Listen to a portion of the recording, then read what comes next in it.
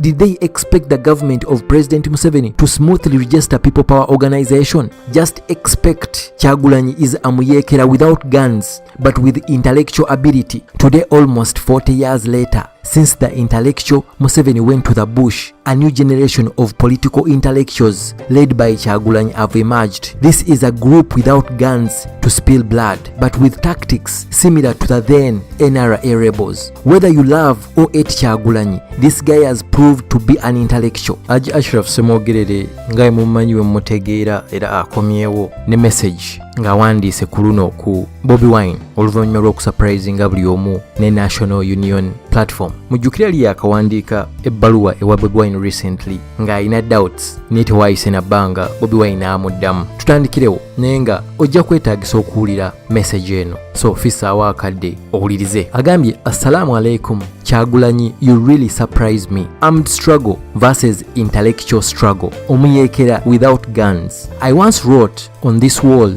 that when you want to defeat a well-organized character, appear disorganized but sure with your moves. When the NRA/NRM waged that 5-year war against the UPC government in 1981, they appeared very disorganized with their ragtag army. They had no structures, with an army of only 27 guns. Dr. Obote described them as bandits. They steadily maintained their movement, gaining support day by day. The former bandits have been in power for 36 years. Obutaleka muntu yenna mabega, ngenda kumakinga sure nti tuddamu paragraph by paragraph. Hajj Ashraf Simwogerere agamba Kyagulanyi amwewuunyisa era amusurprisinga nnyo. Agambye struggle y'abo abalina emmundu versus struggle y'abo abakozesa obwongo. Era agambye nti Amuyekela atalina mmundu. Agamba nti yawandiikako ku page ye n'agamba nti engeri yokka ey'okuwangula omuntu ali organized oyina kubeera nga gwe atali organized at all. Oyina ku appearinga nga gwe ali very disorganized naye gwe ng'omanyi moves zo. Mu 1981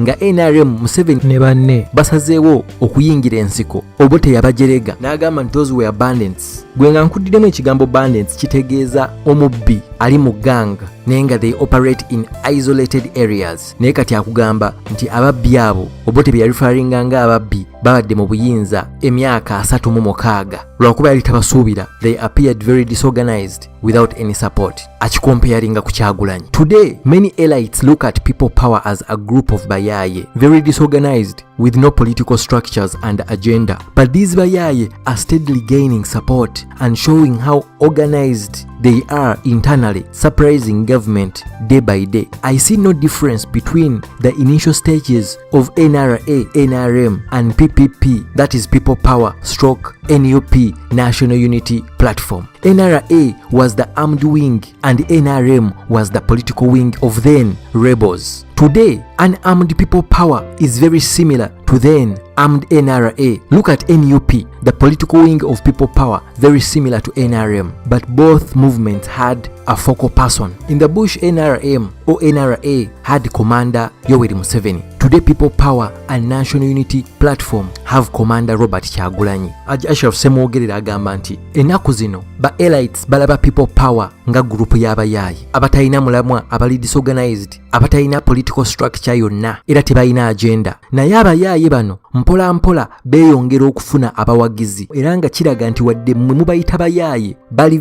very organized internally. Munda muli nga bo bali very organized era nga basurprisinga government buli olunaku olukya day by day. Wabawo akantu ke bakola nga government ebadde tekasuubira. Ye wagambirawo nti talaba njawulo between NRA oba NRM ne People Power ne NUP. Agamba nti NRA yali armed wing and NRM was the political wing ey'Abayekela. Esaawa zino agamba nti People Power eri similar ne NRA lwakuba bo tebalina mmundu, ate National Unity Platform political wing ya People Power eri similar ne NRM. Agamba nti ebibinja bino byonna ekyabifula ebyenjawulo balina omuntu. Agambye they had a focal person. Mu nsiko NRM stroke NRA balina kamanda waabwe Yoweri Museveni. Olwaleero People Power ne NUP balina komanda waabwe Robert Kyagulanyi Ssentamu. At Nairobi peace talks, Mr. Museveni in his own words described himself as an intellectual. The Oxford Dictionary describes an intellectual as a person with highly developed mental ability. Indeed,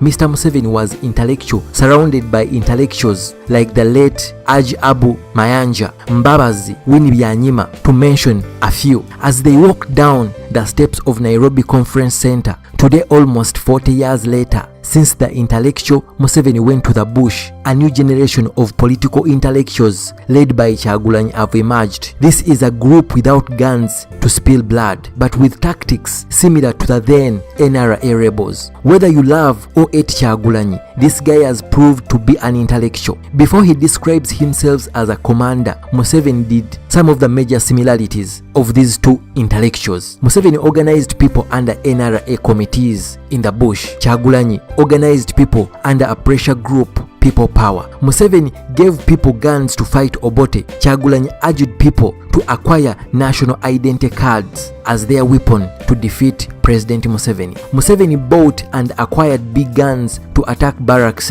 and Kampala city. Kyagulanyi has bought and acquired NUP to stand for presidency as the final assault to take over the state house. Dr. Obote, Lwakasas and Urangaranga described Museveni as a bandit. Today, Mr. Museveni, Kaindo Tafire, and many NRM diehards describe Kyagulanyi as Amuyekela. And at the end of the day, the bandit became the president of Uganda. You never know, Amuyekela may fall short. Maaso kulutimbe. Ashraf Simwogerere ayongera n'akugamba nti edda kati almost wayise emyaka 4 Museveni bali e Nairobi nga bateesa. Museveni yeeyita intellectual, omuntu omugezi ennyo. Ashraf Simwogerere agambye nti Oxford Dictionary describing omuntu ali intellectual nga a person with highly developed mental abilities. Akkiriza nti yes, Museveni mugezi. Naye n'agamba ebiseera ebyo Museveni ate yali surrounded ne ba intellectuals abalala, mwabo aneeminzeemu Hajj Abu Mayanja, Mbabazi ne Winnie Byanyima n'abalala we baali mu Nairobi Conference Center. Nga wayise emyaka 4 ate generation yeno ereese ba political intellectuals, nga ba political intellectuals bano bakulembeddwa ne Kyagulanyi. Kyagulanyi yaleese group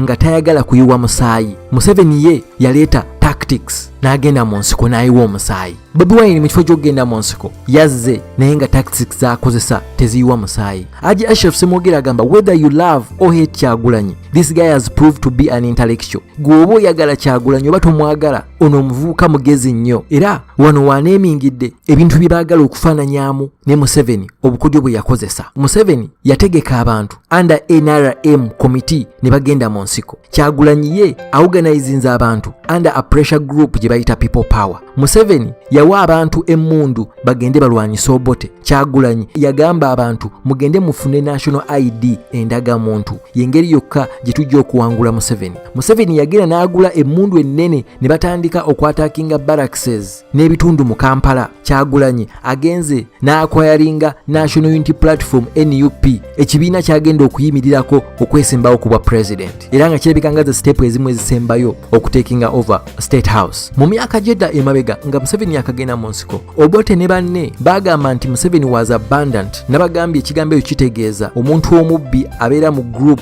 naye nga operating mu isolated areas. Essaawa zino Museveni, Kaindo Tafire n'abalala bangi ba NRM diehards badescribinga Kyagulanyi ng'omuyaaye. Agamba nti at the end of the day the bandit came the president of Uganda. Obote gwe yayitanga omubbi ne banne yafuuka president wa Uganda. Agamba tomanya omuyaaye naye ayinza okufuuka president. Amaaso ku lutimbe. On a BBS talk show, Mr. Romushana and Dr. Chiwanda accused Mr. Senyonyi's People Power of buying a political party, UNP, that they did not even hold a delegates conference and there were no formal elections to elect Kyagulanyi, unless these two political gurus are not aware. Kyagulanyi's accusation of NUP is similar to the way NRA acquired their guns. They attacked barracks and bought some. NUP was registered and received their certificate from the Independent Electoral Commission. The way People Power acquired the certificate is a tactical ambush to NRM. This is exactly the same way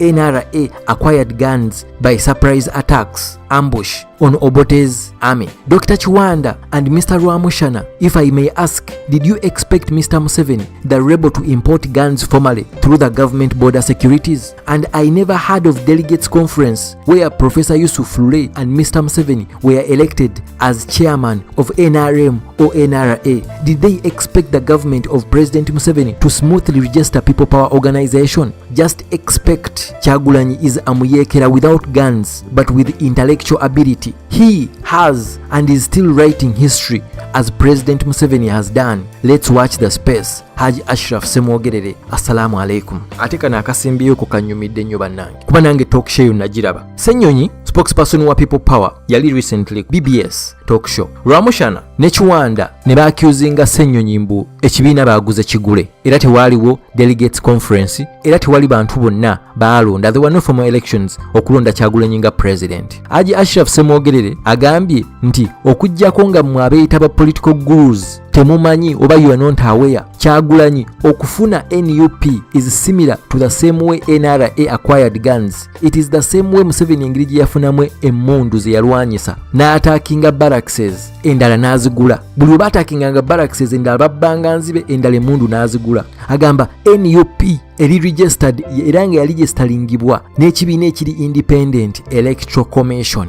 Agamba the same way People Power acquired the certificate is a tactical ambush to NRM. Engeri Bobi Wine ne People Power engeri gye baafunyemu certificates zonna eza NUP, that was a tactical ambush to NRM, the same way NRA used to attack abajasi b'Obote. This is exactly the same way NRA acquired guns by surprise attack on Obote's army. Ayongera n'agamba nti Chiwanda ne Rwamushana mwe mwali musuubira nti Museveni yandigenze mu nsendala n'agenda n'agula emmundu ne ziyita ku booda, ne ziyita ku security zonna ezaali ku booda. Nedda, yalina okusanga engeri endala yonna. Ayongedde n'agamba nti ani yalonda Yusuf Lule, ani yalonda Museveni okubeera ba chairman ba NRM oba NRA nga bali mu nsiko banga bakitandika, ani yabalonda era delegates conference yatuulawa. Ayongera n'ababuuza nti musuubira senga tegabadde magezi mwabadde musuubira nti Museveni yandiregistalinze People Power ng'ekibiina, oba senga baali bategedde nti NUP Bobi Wine yalimu, registration yandibadde smoothly. Amaliriza agamba just expect nti Kyagulanyi is Amuyekela without guns. Kyagulanyi ye Muyekela atalina mmundu wabula alina intellectual ability. Hajj Ashraf amaliriza nga agamba nti Bobi Wine akyawandiika history nga Museveni wennyini we yakola. Let's watch the space. Peace.